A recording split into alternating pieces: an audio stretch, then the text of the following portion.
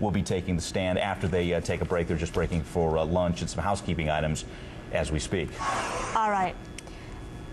You can see here live pictures coming to you from Broward County as well, where, of course, the hearing is underway. This is a high-speed chase. The Miami Broward County Sheriff's officers, in high pursuit in the Pembroke Pines area of this white PT Cruiser. Apparently, this all started as a burglary and a robbery.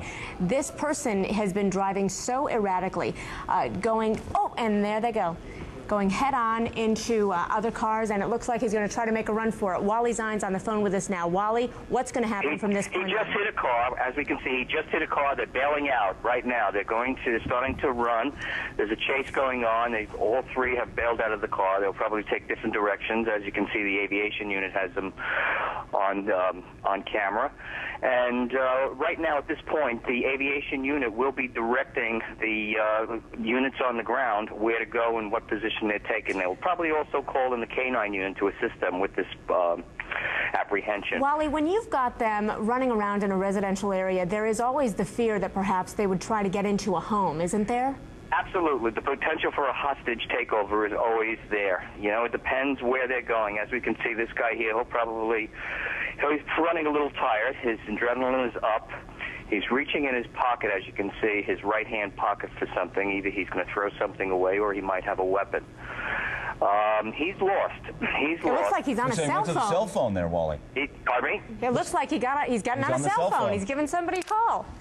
Yep, it looks like he's making a call, and hey, you know what? Electronics at its best, but he's making a call. He's probably, letting someone know he's not going to be home for dinner tonight. Yeah, you know, Wally, as this plays out, and you get, what was it, 3 people pouring out of that vehicle. Right. Yes.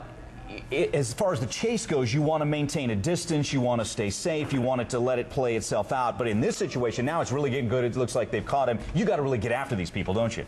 Yes, we absolutely do. All joking around, there comes the police. They're detectives. They have them on the ground. This chase has been going on because, as you can see, we have the detectives involved. Usually the patrol uniform officers are the ones that would be the first responders.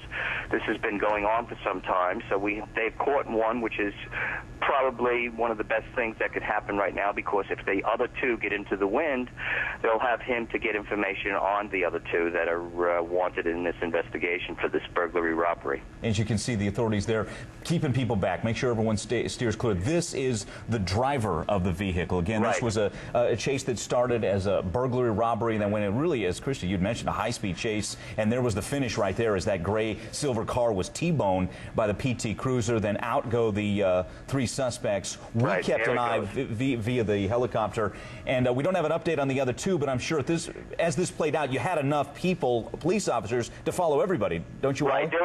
Absolutely. This was a chase that was done very methodically, and keep in mind that they now will call the K-9 units. And as you mentioned before, the potential for a hostage or a barricade situation is there for the other 2, because they are not in view outside the inner perimeter where this bailing out of the vehicle took place. What is important, too, is the fact that they have the cell phone. The cell phone has quite a few numbers that's excellent for intelligence gathering, maybe 2 of the other suspects that were involved in this robbery incident. Okay, there's live pictures of, as Mike said, the driver who has now been apprehended. We don't know the situation with the other 2, but again, as Wally just mentioned, most likely they are also in pursuit as well. But the big question is, hopefully they have not barricaded themselves in any of the homes there as they bailed out of that what looked to be a residential area. What are they looking to face just in terms of this high-speed chase? We saw them clip one car, we saw them driving on the wrong side of the road, we saw them driving on the shoulder of the road at excessive speeds. Well, first of all, we definitely have the burglary, we have the robbery, we might even have criminal possession of a weapon, we have reckless endangerment because of the way they were operating the vehicle. We might have a stolen vehicle, which we believe it is, so we have grand larceny of the vehicle. So we have a whole litany of charges that they're going to face, and they're looking at some very serious time here. Well, let me ask you this question, just a bottom line question for those at home. We do not see the other 2 suspects who poured out of that vehicle. What are the odds they get away when you have so many police vehicles in hot pursuit?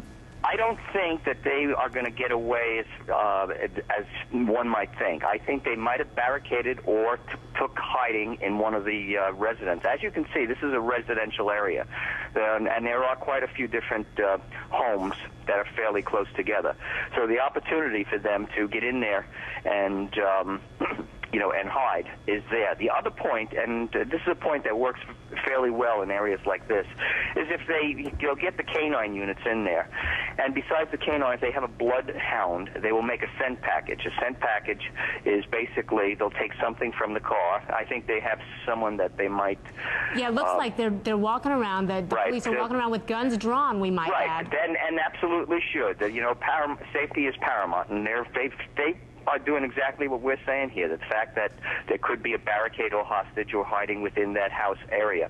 And there's canine right now, as you can see. How long does that take? So when a pursuit like this heats up, as we see there looks like an officer with gun brandished, but it doesn't look like the suspect's been apprehended. How long does it take to get that scent and get the dog out and hunt down these guys? Well, first of all, they're going to do, this is what we call a grid search.